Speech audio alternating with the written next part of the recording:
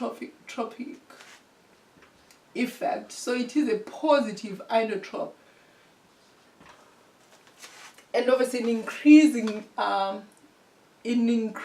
the force of contraction, which increases the force of contraction. And this is via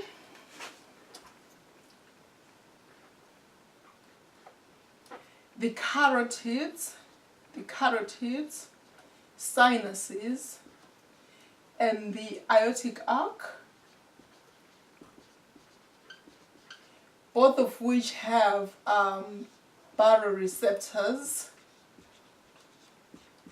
which sense a change in pressure, and they sense a reduced pressure because obviously this is a falling heart, so the pressure of pumping is reduced. So the baroreceptors will sense that there is a reduction in pressure, and then they will report back to the medulla via I think it's cranial nerve 9, which is the glossopharyngeal nerve. So they will report back to the medulla, to the baroreceptors, to the pressure regulators in the medulla.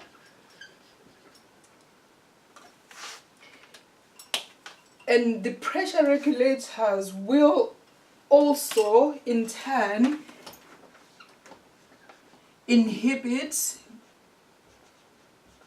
all the vagus stimulation, vagal tone, like vagal stimulation. So all the vagal stimulation will be reduced. And in doing that, in doing that, it will increase all the force of contraction, stops all the parasympathetic from the vagus nerve, and cause the heart to pump faster. So if we were to go back to the Frank Starling, we have to remember that if you increase the volume, which is done by the aldosterone and the antidiuretic, you will increase if you're going to increase the volume, you will increase the stretching. And if you increase the stretching, you will increase the force of contraction, again, which is being undertaken by the sympathetic nervous system. So in a way, the body finds a way to undertake the Frank Starling mechanism to compensate for what the heart cannot do in the natural setting. The body will also, when this goes on for a while, the body will then try to correct, try to regulate what the heart cannot do by also secreting the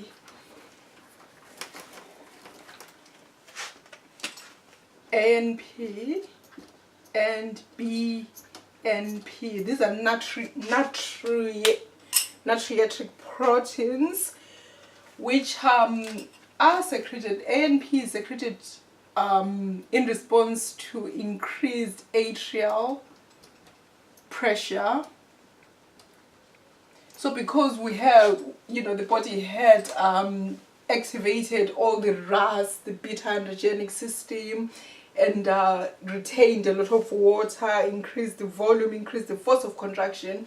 So the body will then need to also then try and regulate all of that, all the positive things which are happening to increase volume and increase force of contraction. So what ANP does is to try and reduce atrial pressure, and BNP is secreted by the ventricles. Again, is to reduce ventricular pressure.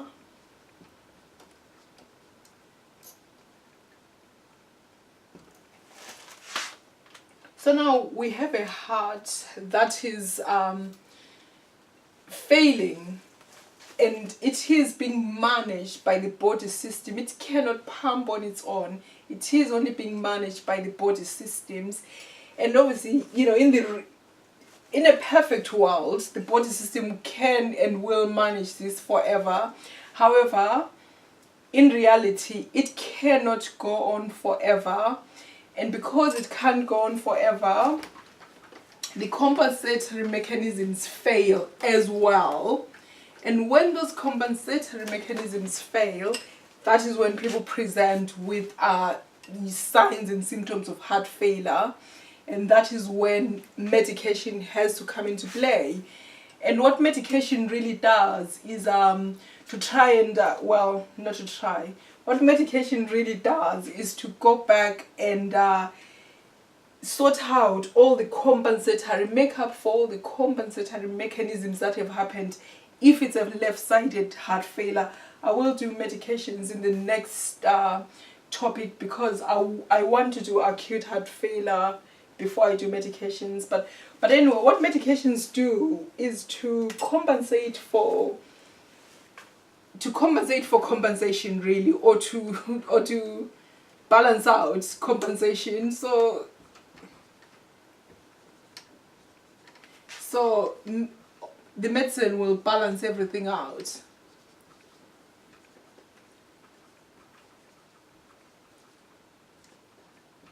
That's the best way to think about it. For example, we can give diuretics,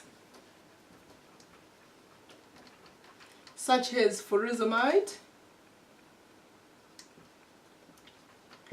which will cause water loss, because in order to reduce the volume. Because if we were to go back to the activation of the RAS system, we will remember that the RAS system is activated in a system that has enough blood. We're not talking about people who are bleeding out. We're talking about people who still have the 5 liters of blood that is expected, that is the normal volume of blood. So these are normal volumic people.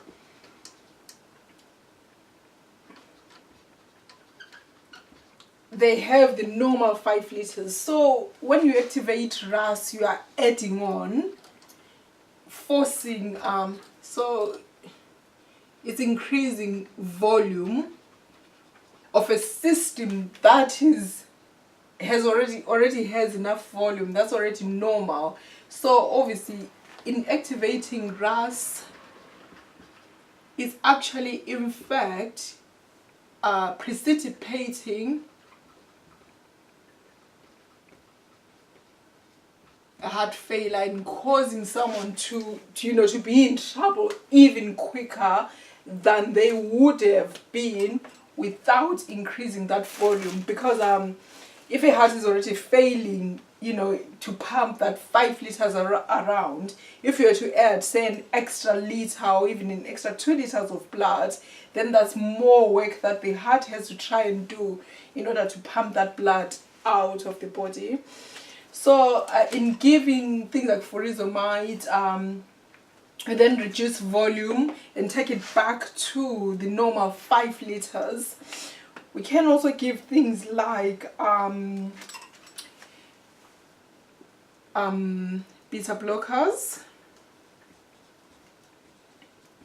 which although it sounds like really bad to give people with failing hearts beta blockers, they have been found to actually work in the sense that they will reduce the force of contraction and manage.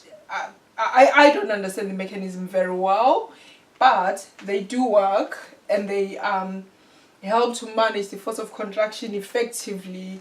And so we do give them, but we also give beta adrenergic agonist, which are things like dopamine, which again stimulate they are positive inotropics,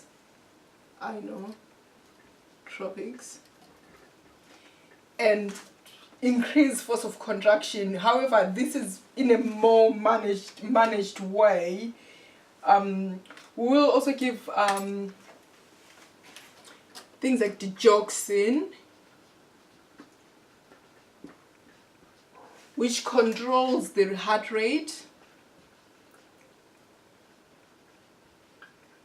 And digoxin works by focusing on the actual depolarization of cardiomyocytes. If we were to go back and remember that, there are 4 phases really. We started phase 4, enter phase 0, phase 1, phase 2, phase 3, which is repolarization, back to phase 4. So 0, 1, 2, 3, and then back to 4. So digoxin works at phase 4 and phase 0, in the sense that it actually inhibits the sodium potassium ATPase inhibitor. So in inhibiting the sodium potassium ATPase, it then stops the sodium calcium exchanger from working, really, from pumping.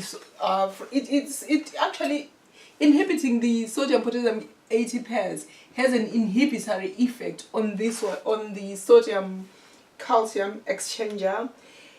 And when the sodium calcium exchanger is inhibited, it means that we remain in phase 4 with the ions in the wrong place. Remember, phase 4, we have lost potassium and we have calcium intracellularly and sodium intracellularly, which is why we need the sodium potassium ATPase to bring back the to return the ions to their normal resting concentration. And in the resting concentration, we have intracellular high potassium and extracellular low calcium and low sodium. However, in phase 4, we have intracellularly, we have calcium and sodium. And in doing that, and in prolonging phase 4, so digoxin actually prolongs a phase 4. So it prolongs phase 4. And in prolonging phase 4, it means that there is a lot of calcium available for contraction. And in having a lot of calcium available for contraction, it means that we prolong the next contraction, as in the rate is reduced, the heart rate is reduced. However, we also have a surplus of calcium that's available, so we're not using any energy to get calcium again. So we become much more efficient. Our contraction becomes much more efficient because our need for energy, for ATP, is reduced. So the contraction becomes much more efficient, and instead of it being quicker, it's reduced as well. So we reduce the heart rate, which rescues the heart. It means that the heart doesn't have to work so hard, but also it becomes much more efficient because it's not wasting any energy. So that's how digoxin works. Beta blockers, again, is similarly as in calcium channel blockers. I'm trying to remember what else. Oh, of course, we will also give alpha blockers, alpha receptor blockers. And in giving alpha receptor blockers, alpha receptors are vasoconstrictors. So in blocking them, we allow dilation to occur, And in allowing dilation to occur, we reduce blood pressure. So we also reduce the force on the heart and reduce the pressure on the heart and allow it to relax. We also give nitrates. I need space. We also give nitrates. And nitrates are venodilators, so they dilate our veins. And again, in dilating vessels, it reduces total peripheral resistance. And when we reduce total peripheral resistance, we reduce all the pressure on the heart, and the heart can then relax and work much more efficiently. So in terms of managing heart failure, the aim really is to overcome all the compensatory mechanisms that have happened in left-sided heart failure. This is left-sided heart failure. So we do that by reducing volume, reducing force of contraction, reducing pressure, by reducing vasoconstriction. We manage the heart rate, for the heart to pump at a reduced heart rate, but to pump much more efficiently without using too much energy. We also dilate vessels and arteries as well, obviously from the alpha receptors, from the A receptors, but we also dilate vessels. And in dilating vessels, we're reducing peripheral resistance, which means we're reducing pressure on the heart. So we're rescuing the heart really.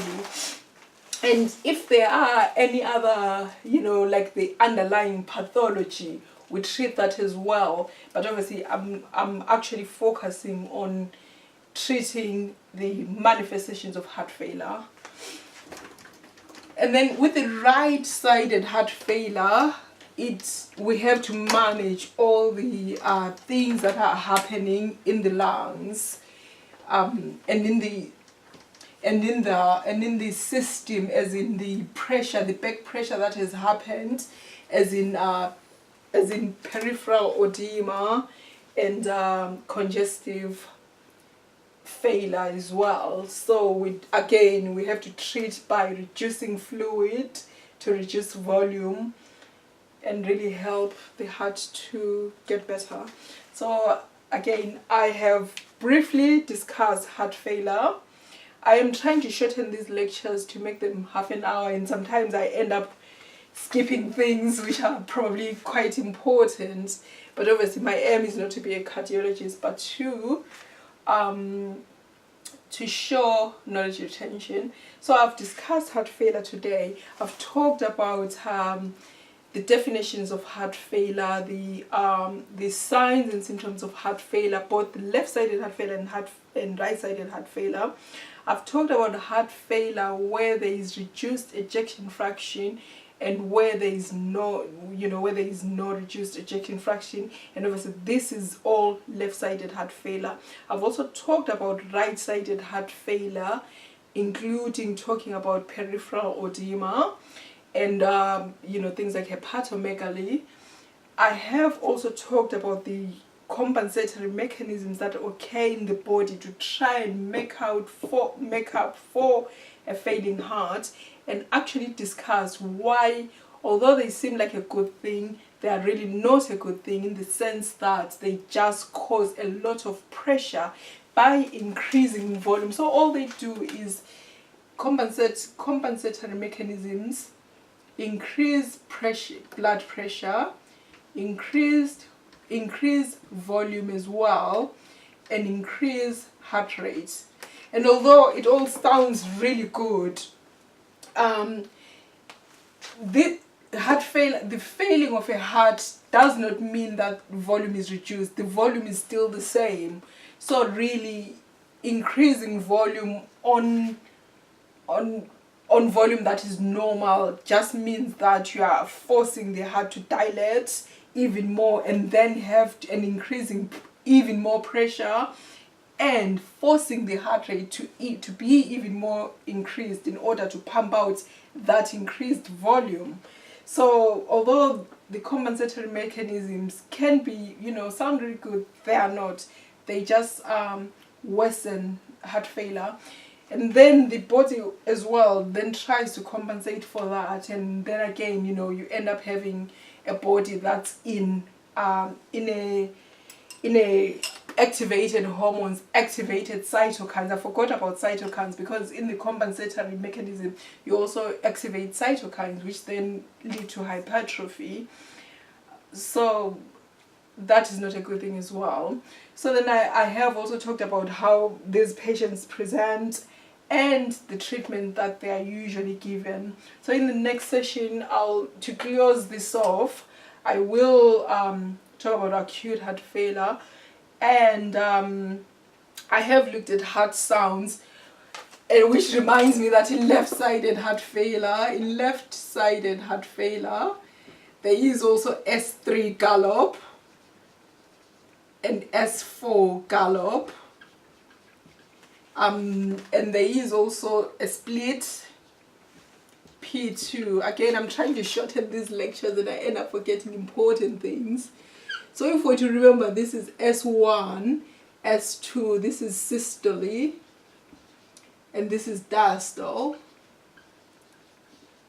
So S4 is an extra heartbeat that happens there, and S3 happens after S2, so it will be there.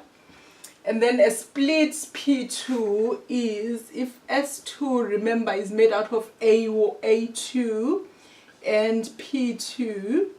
This is the closing of the aortic valve and the closing of the pulmonary valve. Although S1 again is made up of the closing of the mitral valve and the closing of the tricuspid valve, they are usually superimposed, and we don't really hear any difference in S1. S1 sounds like a normal one lap, but the dub in S2 normally has a slight delay that, you don't really hear it under normal circumstances.